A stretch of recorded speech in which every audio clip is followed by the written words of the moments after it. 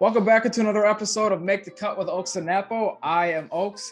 He is Napo. We have a lot to get into in the show today. We're going to be talking Drew Brees retiring from the NFL. We'll be going over the Aaron Jones extension in Green Bay, what made the cut, and much more. But first, Napo, how you doing? How was your weekend, my friend? I am doing pretty good. My weekend was, just pretty relaxing. Didn't do too much. It was a nice break after a long week of work and school and everything. So, looking forward to the next weekend break, but I am happy to be back here with you. How you doing, Oaks? Good, man. I think you and I are doing a lot better than a lot of Bears fans are doing right now because they didn't get Russell Wilson. They got Andy Dalton, who is, to put it kindly, a poor man's Russell Wilson. If you even want to say that, I mean, I feel like that's not even close to being true. But I'm feeling pretty good as a Packer fan. We'll get into this, but obviously, I was super hyped to see the Aaron Jones news, and we'll see what else we can do. That might put an end to our Curtis Samuel, chase. Maybe not. We talked about that, and obviously your guy Michael Davis. Not coming to the team. I'm so upset. Not coming to the team, but I know. And you had me all hyped up and everything. I was looking up like highlight videos of him and stuff and like stats. Good. You got me excited. But anyhow, let's start off the show here with the Milwaukee Bucks. So obviously, it's been a while since we've been recording, and over this past week, the Bucks played some games, and they played a game against the Knicks, and then the last two against the Wizards. So we're going to start with those games against the Knicks and the Wizards. Were you more surprised by the Bucks blowing out the Knicks, who had the number one defense in the league, or were you more surprised that the Bucks struggled to put away the Wizards without Bradley Beal? Definitely the Wizards. I knew that they were going to score points going forward, but I did not expect Rui Hachimura to drop 29 and 11 on the Bucks. And Russ is a great player, but I really did not expect him to drop a 40-point triple-double either. Yeah. And that kind of put a wrench in the plans of the Bucks kind of just cruising through these last three games. I had a feeling that the Bucks were probably going to do well against the Knicks. They just match up so well against them, and the Knicks were without Mitchell Robinson, so their best post defender wasn't even in the game. And then when you have Giannis and then Brooke, who had a fantastic game, you're probably gonna get a pretty big win with those two players and nobody on the Knicks to defend them. Really, the Bucks were able to hold Julius Randle, all-star, to one of his worst games of the season. Yep. Bryn Forbes was just shooting lights out, and if Bryn Forbes is going 7 of 7 from 3 for 21 off the bench, you're probably going to win by a good margin. But, in the Wizards game, they struggled a lot to shoot. Normally I like to do player of the games other than Giannis, but the first Wizards game was just all Giannis. The entire Bucks team kind of just struggled. No one was really shooting it efficiently. I think Pat Connaughton was probably the most efficient player on the team, and Pat's a good shooter, but when you have Chris Middleton, Bryn Forbes, Drew Holiday, Dante DiVincenzo, you got all those guys who are shooting very well. Bobby Portis, and then Pat is like your number 2 guy. It's a recipe for disaster right there, and I am the biggest Pat Connaughton fan in the world. But you're not going to win many games when Pat is your number 2 offensive guy. The last Wizards game was a lot closer than I thought it was going to be, but it was not as close as it seemed. Right. Beal came back. He didn't really do much in the first half, if my memory serves, and then he completely popped off in the second half. But they were up by, I think, 26 at one point, and then just a combination of them just bricking wide open shots, and the refs kind of, siding a little bit more towards the Wizards, not really giving the Bucks too many calls, and then giving Beal like every single call he wanted made it a lot closer than it seemed. I think that after these 3 games, we really need to look into how much Brook Lopez has improved. Like, he had 5 blocks against the Knicks, and then he had 4 blocks in this last game against the Wizards, along with 22 points and 7 boards. He's been getting a decent amount of rebounds the last 3 games, and I don't know what happened to him, but whatever it did, it lit a fire under him, and he has been like vintage Brook Lopez. He's looking at Bucks Twitter. Yeah, he missed 1 2-point shot in the Bucks last game against the Wizards, and then was 0 of 3 from 3. But he put up 22, 7, and 4 blocks. Come on, like that's a vintage Brook Lopez performance. And if he's playing that well, the post offensively and defensively, I'm gonna find it hard pressed for the Bucks to lose many more games. All right, real quickly before I go and touch on that. So is it safe to say that for last night's game, Brook Lopez is your MVP outside of Giannis? Yes, 100%. He was a dominant force in the paint. I really did not like watching him guard Rui Hachimura on the perimeter. I was screaming at my laptop. Yeah. Put him on Davis Bertans. Bertans is not as athletic as Hachimura, and just put Middleton on Hachimura. It was just watching him give Hachimura that much space was just allowing him to just drain shots over him. And I can't blame Brook for that, because that's just how Bud draws up the defensive schemes. But Brook can only do so much, and he has been very good offensively and defensively in the paint the last 3 games. So use that to your advantage. Don't have him guard on the perimeter. He's not a perimeter defender. Yeah, no, I agree, man. Look, for me, I was more surprised that we blew out the Knicks. When you look at it, the Knicks were winners of 4 out of 5 games coming in. The Knicks have the best defense in the NBA. The Knicks just played the Nets to the wire last night in a game that the refs totally screwed them in.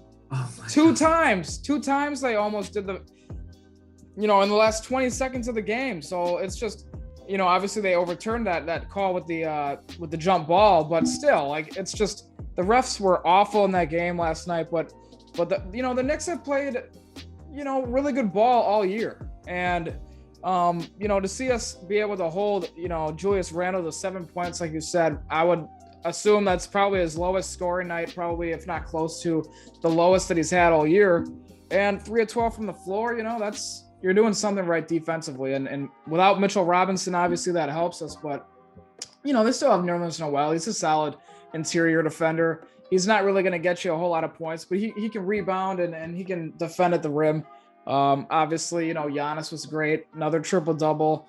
He's becoming the triple-double king, either him or Russell Westbrook. He's 3 in a row. He's playing fantastic. Like you said, Brook Lopez, somebody lit a fire under this guy because he's playing fantastic. And maybe he's listening to this podcast. Maybe he's sitting at home. He's going on Twitter and he's looking at the Make the Cut podcast on YouTube, because as soon as we started talking bad about him and we started joining that Brook Lopez hate club, he started playing his tail off, and he had 14 points and 5 blocks in this game. He had, 22 points and 7 rebounds and 4 blocks, like you said, last night. So he's just been, terrific for us, and he was a big part of that win. And, I think I wasn't really surprised that we struggled to put away the Wizards. Kind of like the Knicks, the Wizards, play good teams really tough. Look at the list of teams that they have beaten this year. They've beaten the Nets twice. They beat Denver. They beat Phoenix, Boston, Miami, and the Clippers. Those are all wins. And some of those are with Beal and Westbrook in and out of the lineup. So they play teams that are at the top of the standings really, really well. They're the second highest, efficiency rated team in the NBA. They score the second most points of any team in the whole league.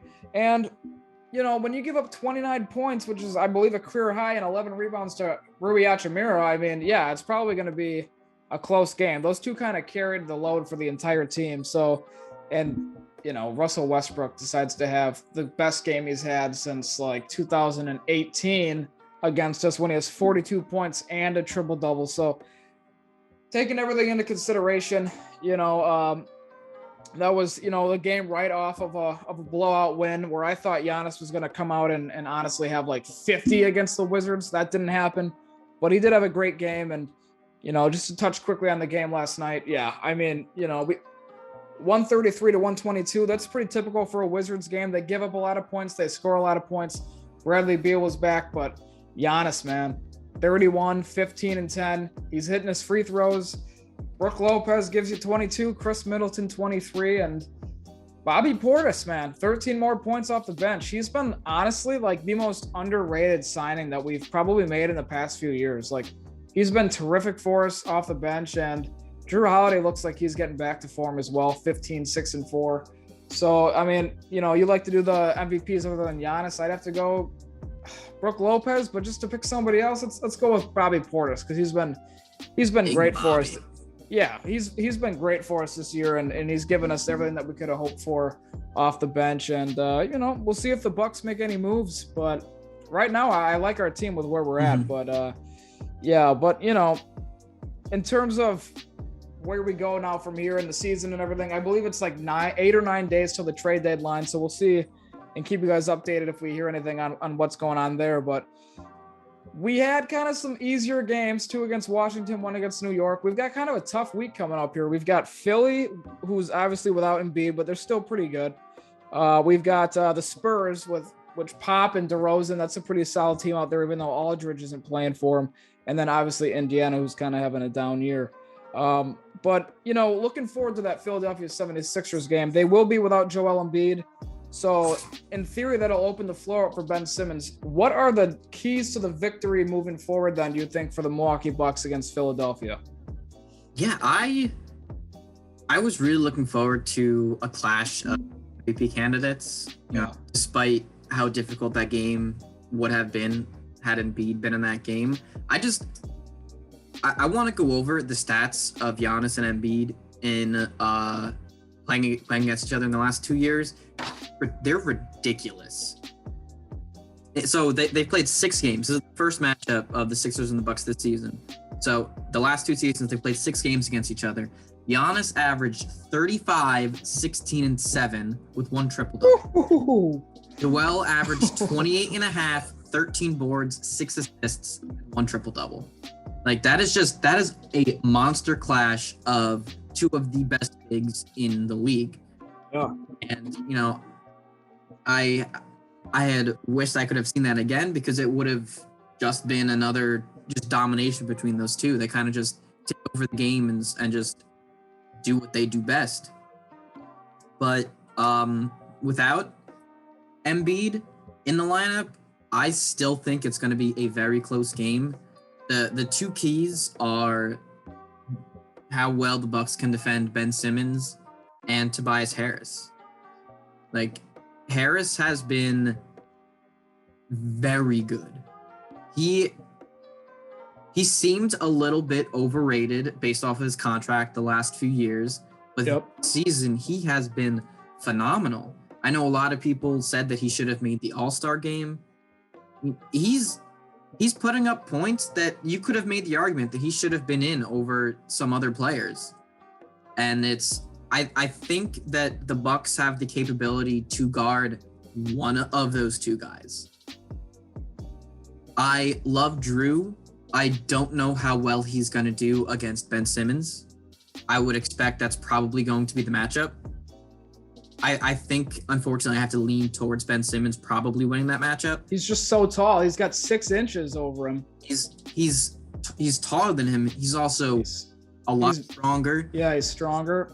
Like, I think Eric Bledsoe would have been a better matchup against Ben Simmons, despite an even greater height difference. But just Bledsoe is just a tank. Drew is lengthy. I think he'll get some steals on Simmons, but I think Simmons is going to give Drew a very tough night, definitely, because Drew is getting back to form, but you can still see that he's not 100% yet. So I think stopping Simmons and Harris is a big key. I think Giannis should guard Harris, and I think Giannis will be able to keep Harris in check for the most part. I'm gonna have to say that Harris is probably gonna hit a few 3-pointers over Giannis, just with what I witnessed in the Wizards game, where I don't know if you noticed, but on a lot of times that the Wizards drove to the basket, Giannis left his guy open on the perimeter to play some help defense, and that allowed for a lot of open looks. I think Giannis needs to trust in Brook Lopez more than he already is. Like, you see what Brook has been doing the last few games, and they don't have the best 3-point shooters. And without Embiid, the paint presence is going to be a little less. But, Simmons is he's a 6'10", 6'11" point guard. Yep. Mm-hmm. So he doesn't have a jump shot, really. So he's going to be driving to the rim. Like, trust Lopez. You're going to have to put your trust in Holiday to at least get in front of him and slow him down a bit so Lopez can make a play. But if the Bucks let Harris get hot, it's not going to be pretty. All that being said, I still think the Bucks come out on top. I think Giannis is just going to take over that game. Simmons is a fantastic defender, but I don't see him stopping Giannis, and I don't see Simmons being on Giannis the whole game. I predict Giannis is going to get his 4th triple-double in a row, and the Bucks win a tight one, 123-120. Yeah, it's a bummer. Anytime a player, especially a superstar, gets hurt, it's obviously a huge blow. As fans, whether you're a fan of the team or not, you don't want to see injuries happen. But even so, I still think this could be a really tight game. I think the Philadelphia 76ers are deep.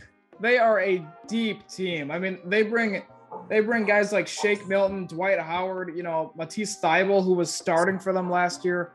Guys that could start on other teams and did start. Dwight Howard started for the Lakers in certain games, and especially in the playoffs last year. And Shake Milton was starting for them earlier last year. So, with no Joel Embiid, I think Simmons just naturally then, because there's not that big in the paint, will have that paint wide open. And I think it's going to be on the Bucks to be able to collapse on him as he drives. The only issue with that is Ben Simmons is the best passer at his height that we've seen since LeBron James. And he's even taller than LeBron James is. So Simmons loves to play in the paint a lot. I think the reason why we might see Chris Middleton on him a little bit more than you might think is because if Drew Holiday is on him, Ben Simmons can see right over him. And if Ben Simmons is stronger than Drew Holiday is a strong guy, but Ben Simmons has put on so much muscle since he's gotten into the league. And he's going to be backing Drew down. And once he gets down into that deep post position, like they would call it, someone's going to have to collapse down there. This is why Ben Simmons has had such great luck in the NBA. He's a matchup nightmare for point guards. Play 2K. You can't put a point guard on him. He's way too big. You know what I mean? He's too big. So it's going to be huge that we're able to collapse on him, but we might have to do, instead of like actually going on him, kind of like a stunt where you kind of like go down and kind of swipe at the ball, and then you got to run back to that 3-point shooter, because they've got some shooters out there. Seth Curry and Danny Green are really. I forgot about Curry. Yeah, I mean, he's got the highest 3-point percentage ever. I mean, the guy is just ridiculous. And even though they have those guys, though, I do think ultimately it will come down to stopping him in the paint. And this could be a big block game for Brook Lopez. I think this might be a game he's got 6 blocks. All right, he's had 5, he had 4. I think we're going for 6. Because, look, the 76ers just don't make a lot of threes. They make the 5th least amount of threes at just over 10 a game. The only 2 guys that make over 2 a game are Seth Curry and Danny Green. So it's not like they're snipers from outside. So I think as long as, obviously, luck plays a little bit of a part. They've got to miss some shots. They're going to have open shooters when you've got a guy like Ben Simmons who can pass as well as he does. So, it's going to be a good game. I think Giannis is probably going to have a huge game as well. I don't really see anybody. Ben Simmons sure can't stop him. What did Giannis call him that, a couple years ago? He's a baby. He's a baby, He's a baby. He can't guard him. Ben Simmons is stronger. He's still not strong enough. Giannis, can dunk right over Ben Simmons' head. Dwight Howard doesn't really scare me either. Not anymore. And they bring Mike Scott off the bench, who's a stretch four. I mean, I said this about the Wizards too, and Giannis didn't really go off, but I could see Giannis again having 40 points. I mean, this is just a good matchup for him with no Embiid down there. So I think, the Bucks, as long as they get good contributions from their supporting cast like we've been getting, Brook Lopez has to continue having a good game. This would be a good matchup for him once again. So, bringing Dwight Howard out to the 3-point line is a pretty good thing for the Bucks. So, I could see us going out on top. I'm going to say we win 119-111, and Giannis has a 40-point triple-double. Bold. And we've been making a lot of bold Giannis statements. I do believe this one will come true. Could this be an Eastern Conference Finals preview for you, though, with Embiid healthy, assuming that everybody's healthy? We've got that team out there in Brooklyn, obviously. Like, the Nets are a very good team. They probably, I don't think it's a question. They probably have the most offensive firepower in the entire league. Getting it together on defense too. They are. It's scary. It's scary. It's gonna be tough. I think it really depends on where these three teams, the three top teams in the East, fall by the end of the season. Because if the Bucks can take this game like we think that they will, that gives them a huge edge over the Sixers at the end of the season. Like I think they'll still be in third unless the Nets lose their next game, which I don't think they should. But it brings them up a game. I think there'll only be a game and a half out of first instead of 2 or 2.5, whatever they are now. Yep. And it's going to be tough because if the Bucks face the Nets in the semifinals, I don't know how good of a game that's going to be. Just with the way the Bucks defend the three, and then you have Kevin Durant, James Harden, and Kyrie, who are all, I'm assuming they're all going to be healthy by the playoffs, and they're all lights out from three pretty much. It'll be tough for the Bucks to win that. If the Sixers play the Nets, I could see the Sixers taking that game in 7, and then the Bucks on the other side.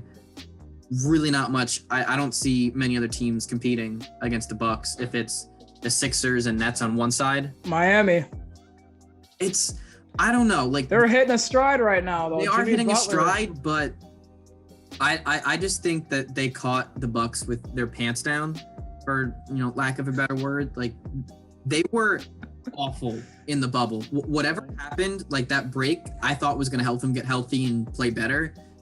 That was like the worst Bucks team that I've seen in since the Jason Kidd era. Right, since Bud took over, yeah. It was bad. They did not look good. They weren't efficient. You have your two best players, not playing close to what that they're capable of. I think if the Bucks play the Heat again in a 7-game series, I think they would come out on top. It's hard to say. We lost in 5. It's really hard to say. I know it's hard to say, but they added Avery Bradley to it. That would be really tough. That's a pick 'em for me. I don't know. I just think that with the tear Giannis is on, Middleton has only improved offensively. And the addition of Drew Holiday, Dante's only improved. Bryn Forbes, obviously. Bobby. I think this team is better than last year. I think they are better suited to face a team like the Heat. Yeah. They stopped the Giannis and the Bucks by building that wall and making him kick it out. But now you have, I think they have 2 of the top 10 best 3-point shooters in the league right now in Bobby and Bryn. And then, of course, you have Chris, who's 50, 40, 90, essentially. Dante is shooting very well. Pat Connaughton is shooting very well. Drew is he can hit that open 3. Giannis is even hitting his 3s now. I don't want to overreact, but he's 57% over the last 3 games, just saying, from 3.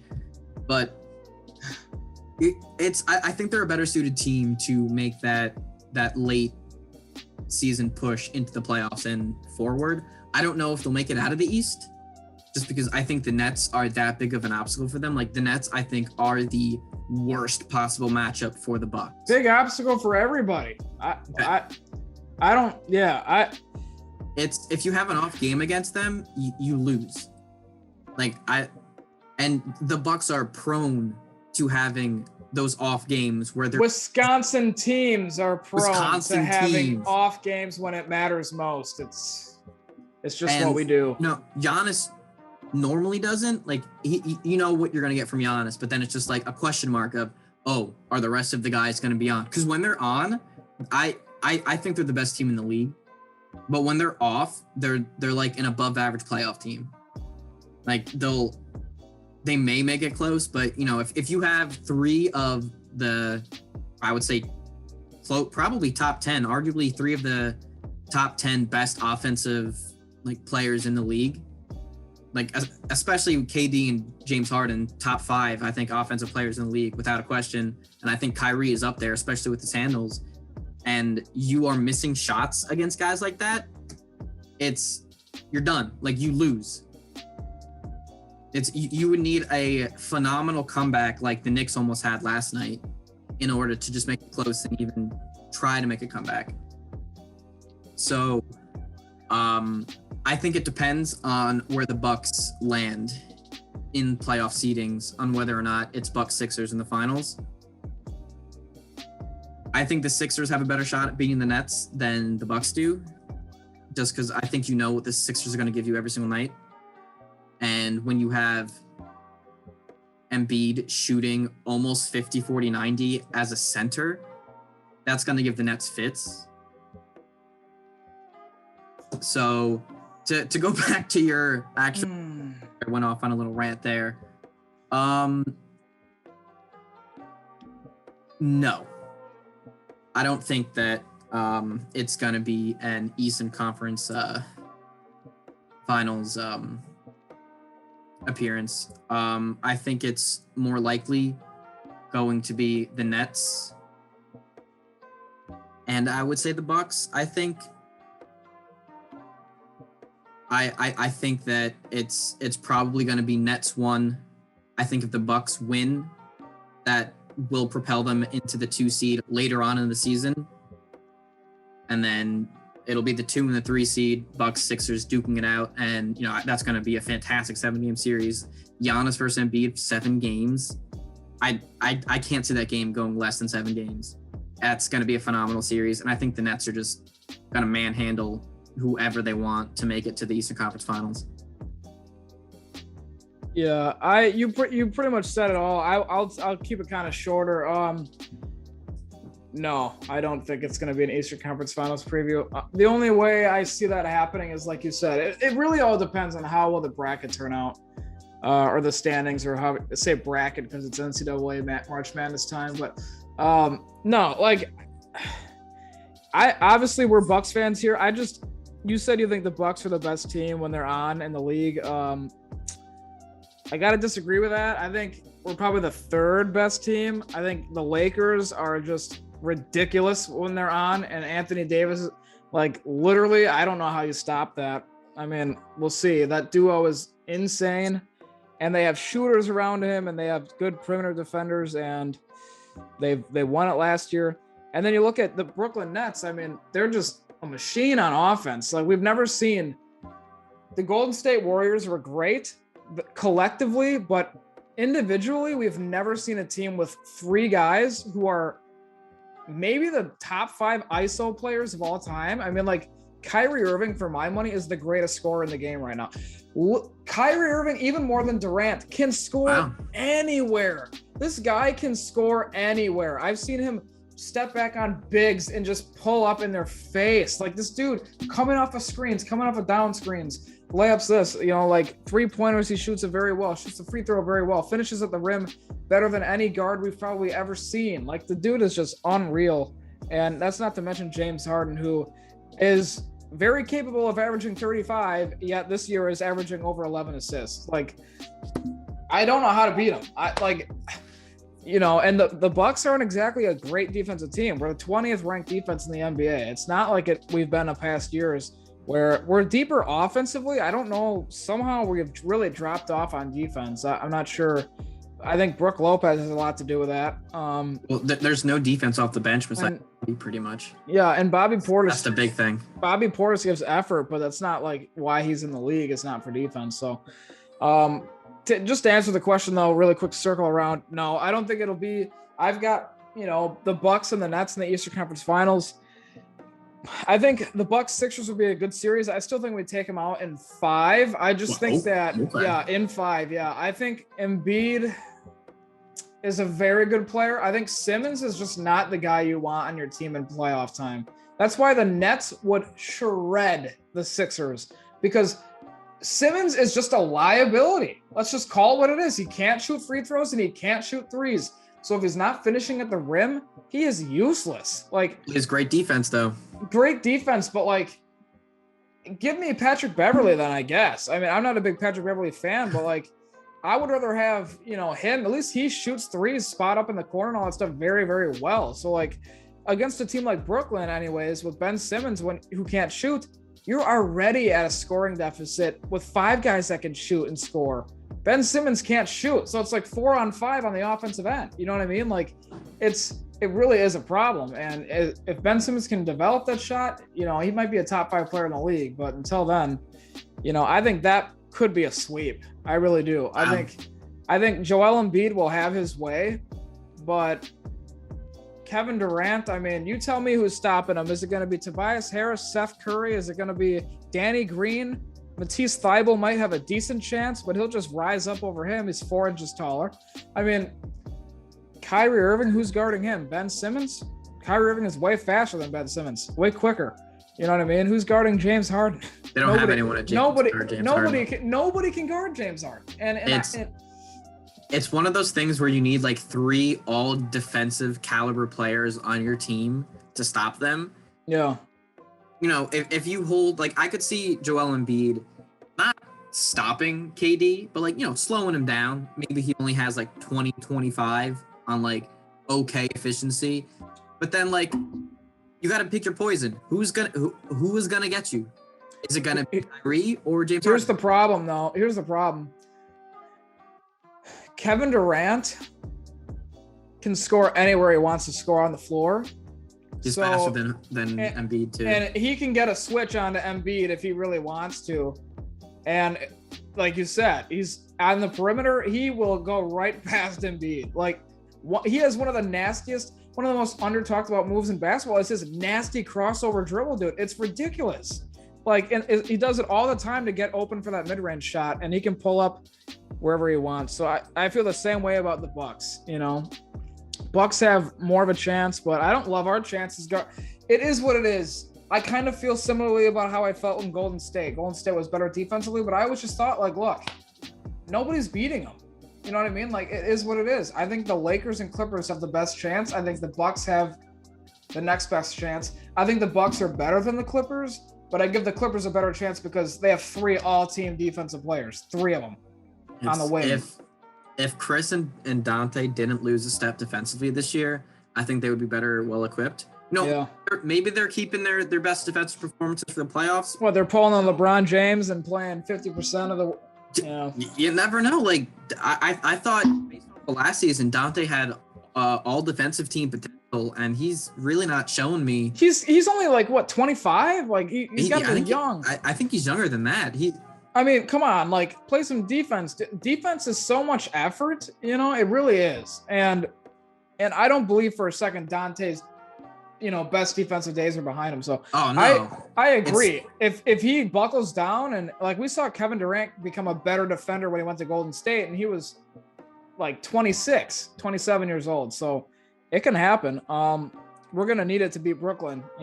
Brooklyn's going to be a tough out for anybody, but let's move on. Let's move on to San Antonio. Obviously, we head into San Antonio and play the Spurs. They're obviously, for any team, when you got Greg Popovich, who's still a great coach, even though his teams aren't in the playoffs, he's still a great coach.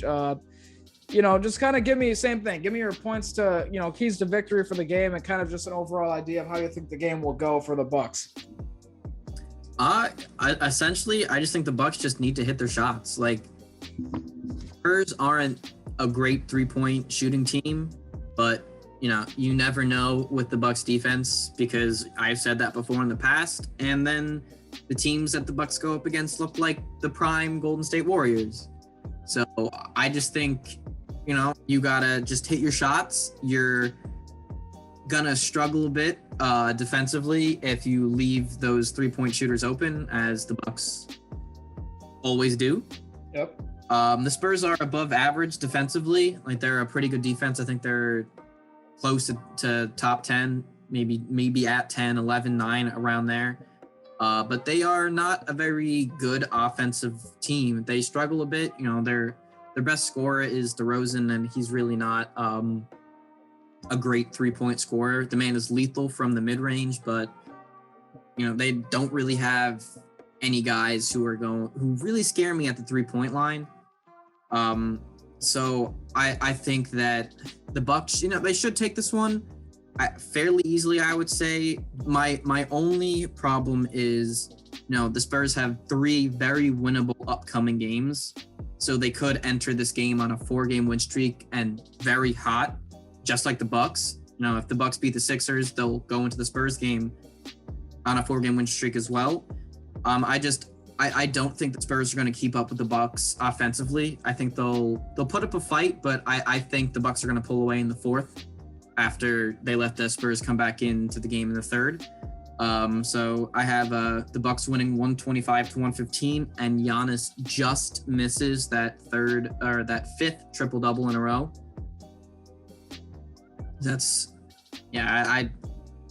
I really want him to get 5, but I think the Spurs are going to slow him down just enough that he just missed it.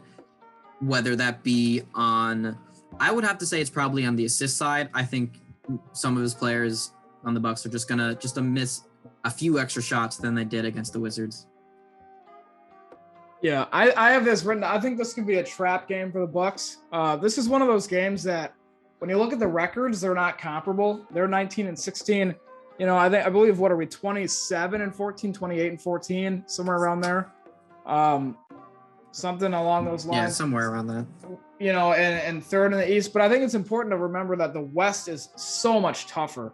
I think I saw a stat the other day that said, if, take the middle team in the East, they're not even in the playoffs in the West.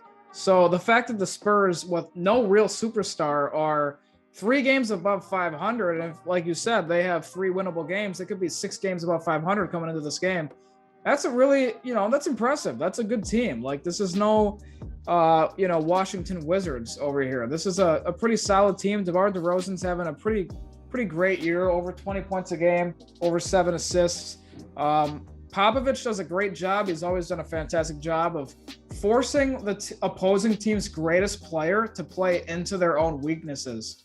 You go back to, 07 and even 2013 when he played LeBron in the finals and he made him shoot.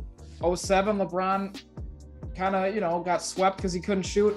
13, LeBron figures it out and is able to beat Pop. So I think that's kind of what's going to happen here to Giannis. I've got Giannis having 25 and a triple-double, but I would have him have more than 25. I just think he's going to make Giannis shoot. I think they're going to leave him wide open at the top of that key, and it's going to be, up to Giannis to have to knock some of those down. I hope so. Like any other game that Giannis plays in his career, it's all about if he can knock that shot down. When he knocks that shot down, you can't guard him. The nights he knocks 3 or 4 threes down is when he gets 40 points, because once he knocks that down, you got to come up on him. And when you come up on him, good luck. It's over. It's, sleepy night. All right. It's done with. You're not going to be able to guard him. So the matchup I have to watch here, though, Middleton, DeRozan, who's going to win that matchup? I think those two are going to be on each other. I think if you ask most people who the better player is, I think DeRozan gets the edge a little. I think DeRozan's just a little better than Middleton. DeRozan is more of a ball handler. I think DeRozan carries more of an offensive load. He does more from a facilitating standpoint. He's probably not as good on the defensive side, but I think he's got Middleton and athleticism as well. So I think that's a very close matchup. I think it's a toss-up. It's probably splits down the 50-50 from Bucks and Spurs fans, who's the better player. But I think, Giannis will have a great game. I think I'll look to Brook. He'll probably stretch the floor. Brook has to outplay Jakob Poeltl. Jakob Poeltl's a solid player for them, but I think Brook Lopez has the edge there. I like that matchup. DeJounte Murray, I believe, will be being guarded by Drew Holiday. I like that matchup. I like our matchup there too as well. DeJounte Murray is kind of an athletic guy who doesn't shoot very well from the outside, and he finishes well, but he doesn't shoot very well. Who's also a stud in his own right on defense as well. So, I kind of wonder if he'll even be on. Maybe he goes onto a Chris Middleton because he's 6'5". He's kind of a taller guard. So, we'll see how that matchup goes, but. I think that this is going to be a winnable game for us as long as we don't come out flat and we take the opponent seriously. I got us winning 120-109. And, hopefully Giannis gets that 5th triple-double. So, finally, we play the Indiana Pacers the following Monday, so 6 days from now, recording this on a Tuesday. They're having kind of a rough year, obviously. Former Milwaukee Buck Malcolm Brogdon, the president, is on that team. Miss him. Miss him. But look, you'll read his quotes. He didn't like Milwaukee, so goodbye. On with you. But I still miss him. He was a great player. I miss hearing the broadcast guys saying the president. It was great stuff. But they're 17-20 coming into the game. I'll ask you kind of a different question then. Do you, looking back on the Malcolm Brogdon thing, we ended up losing Malcolm Brogdon. Okay, and that I forget where that money went to. Bledsoe, right? I think before then we gave him like 4 years, $64 million or something like that. It wasn't, his deal wasn't too much, but I think the Bucks could have matched the Brogdon offer. Could have matched, and they would have went into the luxury tax. Yeah, and teams like Milwaukee don't want to do that. It sucks, but we're not Los Angeles or New York or Chicago. But if we hadn't given Bledsoe that contract, we probably could have retained Brogdon if we wanted to. Bledsoe turns into, Drew Holiday turns into, to that. Looking back on that deal, who won the trade? Who won the overall thing? It's kind of like a triangle of players there. The Pacers got Brogdon, we ended up with Drew Holiday, and the Pelicans got Eric Bledsoe. If you're looking back on that, who won it, and would you have done the same thing over, knowing what you know now about how that all turned out? I would have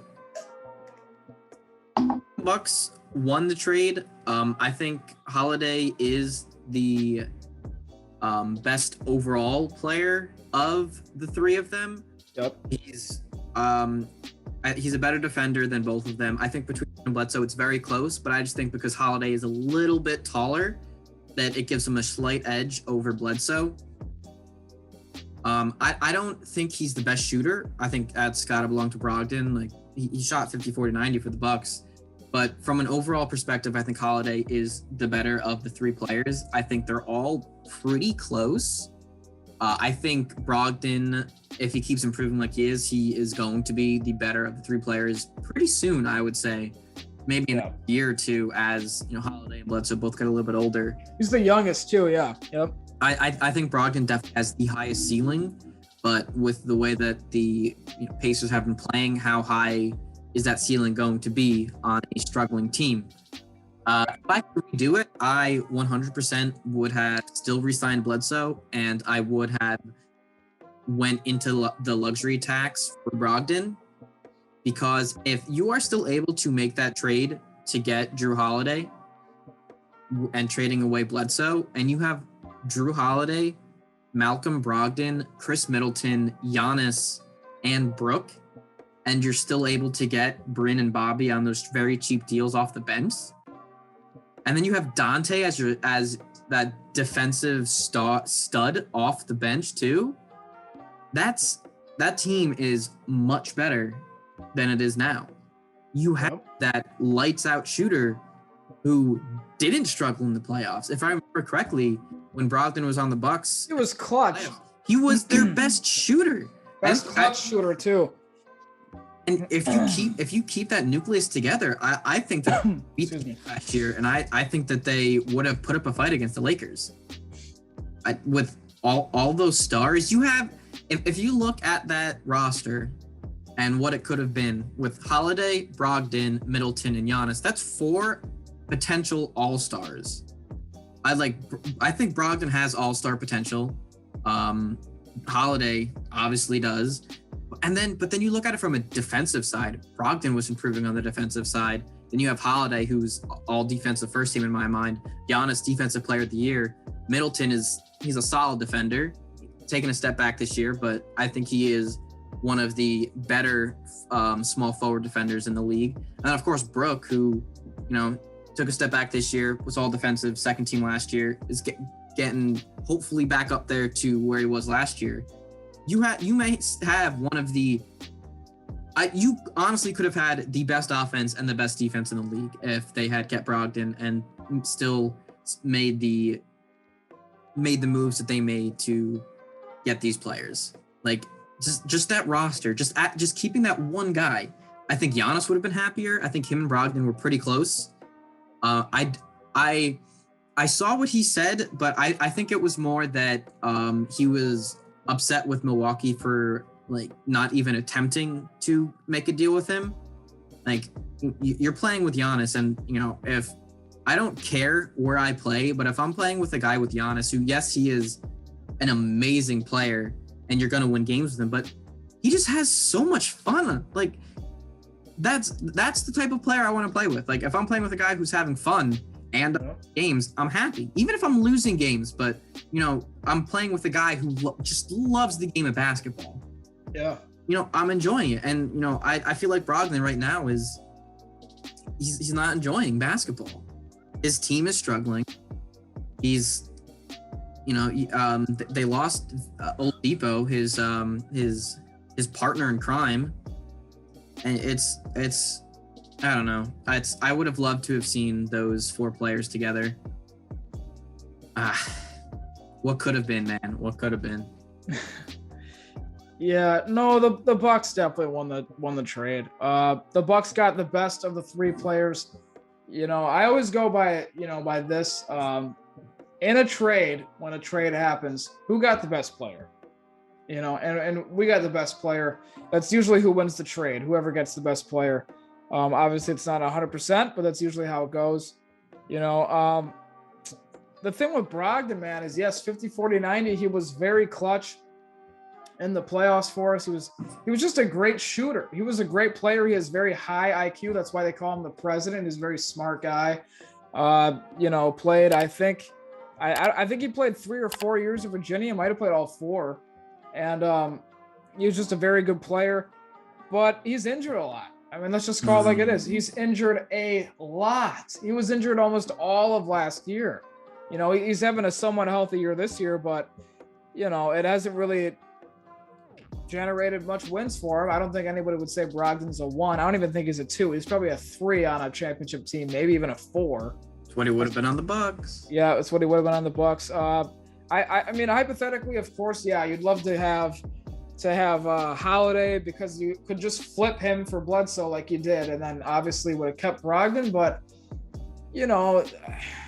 who knows how much he would have even played? You know what I mean? Like, it really is hard to say with Brogdon how much he's going to be healthy. And that's why I think he played in the playoffs. All I care about.